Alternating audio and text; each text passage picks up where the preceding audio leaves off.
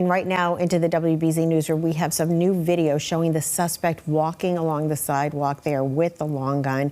We're going to bring that to you as soon as we can bring it in here. You can see you can see the scene here, and there are a number of troopers and police in the area, but there you can see right there on your screen. You can see a man walking down, holding up a gun, walking seemingly in the street. By the tree there, pointing the gun indiscriminately, what appears to be. And at some point, it looks like he's reloading the gun, waving it around. He's dressed in a black shirt. That's where he hits the car. We talked to a witness that said that they saw him hit the car, and that looks like maybe a semi-automatic weapon. Hard to see from here. But he's walking in the middle of the street, as we don't see any cars coming at him, but I'm sure they're stopped, having seen him in the street there. He looks like he's wearing a black jacket with white, maybe. We lose him a little bit here by the building, but you could still see the top of his head and the gun pointing up. So, you know, just seeing that had to be terrifying for people in the middle of the street, just seeing a person walking with a gun pointing it at cars as they're driving by. Absolutely. So what you're seeing here is actually what witnesses have been describing to us. So that first witness that Christina Rex spoke to, who was saying that he could see this from his 18th floor apartment window, the man just walking down the street, seemingly shooting randomly, waving this long gun, pointing it. And now you can see exactly what witnesses have been trying to explain to us. Him angrily hitting that one car there, everything that witnesses have been telling us about. Now you can see what witnesses on the ground, in cars, even from that apartment building, what they were taking in as they were calling 911, and even more importantly, as they were trying to figure out where they could go for safety and cover, because there was no telling in this moment, you know, what the motive of this man, where he was going, or what he had planned to do. Right. I mean, it's just not clear what he was doing and, you know, why he was there, who he was targeting, what the motive for this may have been. But it just seems like he's just walking down the middle of Memorial Drive in the middle of the afternoon, pointing a gun at cars going by.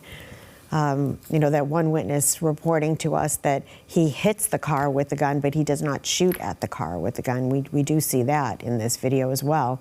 So here he is right here coming over to the car. You'll see how he goes over and he hits the car with the gun, but walks away. This is all shot from someone who was witnessing the whole thing, was able to call the police and get the police to the scene pretty quickly. That witness said that the police were arriving at the scene within 1 minute of his call, and they engaged the suspect. They did shoot the suspect. I-team sources say the suspect was shot in the torso, was taken to the hospital, unknown condition at this hour. And as you mentioned, Cheryl, people may be watching this. We're back out live now, but people may have been looking at that video wondering where are all the cars. And you've got to imagine that people saw that and were either stopped in their tracks or were trying to figure out like how to get away as soon as possible. But you know, if you've driven Memorial Drive, if you've walked it, you know that there is normally some type of traffic. So getting out, getting back was no easy feat, we would imagine. But now we're giving you a look here at the scene. And we do also just want to point out that what you're seeing is not chaos by any means. You do have investigators and police on the scene, and while they are working to collect as much evidence as they can, this speaks to what our reporters Christina and Louisa have been telling us on the ground, that this scene is not an ongoing threat to the public, and you are able to tell that from the body language that we are seeing here from investigators on the ground. Right, and we have another one of our WBZ reporters there. Brandon Truitt is there, and he's been talking to folks as well. Hopefully we can bring him in and get a report from him on what he's seeing on the ground there. And what we're giving you here, we're just giving you different angles of the scene here. You can see here There are police and investigators on the scene speaking to one another, just working through every bit and piece. Right now, it's going to be so important to make sure that nothing is left unturned in that scene that they have contained, so that they can really get a full picture of how and why this happened, who was involved, anything that they can learn from the evidence they're gathering that could help them learn potentially about the suspect and the suspect's motive as well.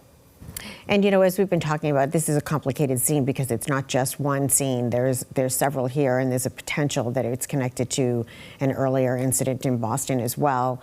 And as you can see in some of this video, you can see that there are investigators here on the scene, collecting evidence, photographing evidence, talking to witnesses, learning more and looking for video, which is really key in most of these scenes now. You know, Ed Davis was talking about when he first started in the business, it was really finding witnesses and talking to them about what they saw and heard. And now, in addition to that, the main goal is to also collect video evidence, because that becomes crucial in these investigations to learn how this started, when it started, and exactly what was happening at various times here. So as they learn to do some of that and piece some of that information together, we'll learn more about what unfolded here this afternoon.